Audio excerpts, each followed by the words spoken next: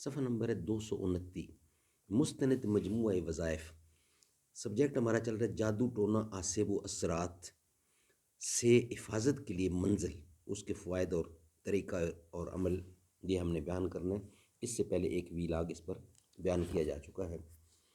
قرآن و سنت اور اولیاء کرام کی دعاؤں کا نادر مجموعہ، دل اور دماغ کو سکون پہنچانے والی دعاؤں کا نادر مجموعہ، مستند مجموعہ وظائف۔ حضرت مفتی نظام الدین شامزی شہید رحمۃ اللہ یہ اس کے تصدیق کرنے والے ہیں اس کے کتاب کے۔ فوائد اور طریقہ عمل۔ یہ منزل آسیب، جادو ٹونا، جنون، شیاطین، جنات کے اثرات، نظر بد، چوروں، ڈاکوؤں اور درندوں، جانوروں اور ہر ظالم کے ظلم کے شر سے حفاظت کے لیے، تعاون، وبا وغیرہ اور دیگر مہلک بیماریوں سے نجات کے لیے ایک مجرب عمل ہے۔ منزل پر عمل کرنے کا طریقہ یہ ہے کہ ان آیات کو پڑھ کر مریض پر دم کیا جائے۔ اگر مرض معمولی ہو تو دن میں ایک مرتبہ پڑھ کر دم کرنا کافی ہے۔ تکلیف زیادہ ہو تو صبح اور شام پڑھ کر دم کر لیں۔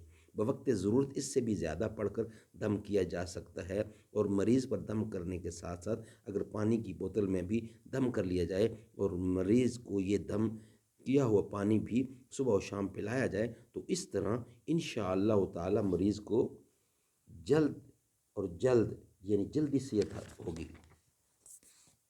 جس دن دکان مکان میں آسیب یا جادو ٹانا ہو، جہاں بھی یعنی دکان مکان میں آسیب یا جادو ہو وہاں اس کو قدر بلند آواز سے پڑھنا اور پانی پر دم کر کے ہلکا ہلکا چھڑکنا مفید ہے۔ اور اگر کوئی شخص محض اپنی حفاظت کے لیے پڑھنا چاہے تو اس کے لیے بھی ان آیات کو پڑھ کر اپنے جسم پر دم کرنا بہت مفید ہے۔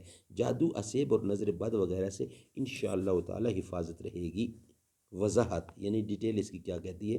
یہ منزل کم از کم 40 دن تک یا 120 دن تک صبح و شام ہر نماز کے بعد اتمام سے پڑھے، انشاءاللہ تعالی بہت ہی جلد فائدہ ہوگا۔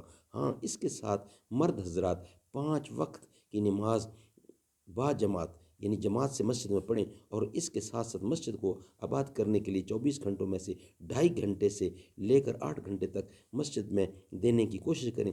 مسجد اور محلہ والوں کو بٹھا کر فکر کریں کہ مسجد سے ملک آبادی کا ہر بالغ مرد مسجد میں آ کر نماز پڑھے، اور عورتیں گھروں پر اذان ہوتے ہی نماز پڑھ لیں۔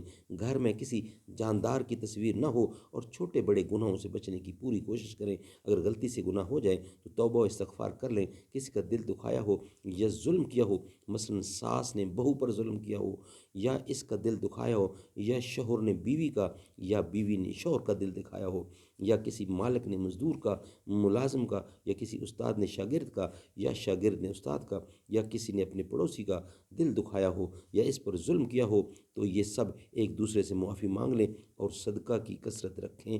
ان 4 باتوں کے اہتمام سے جلد ہی ہر بلا اور مصیبت سے نجات مل جائے گی۔ صدق اللہ العلی العظیم۔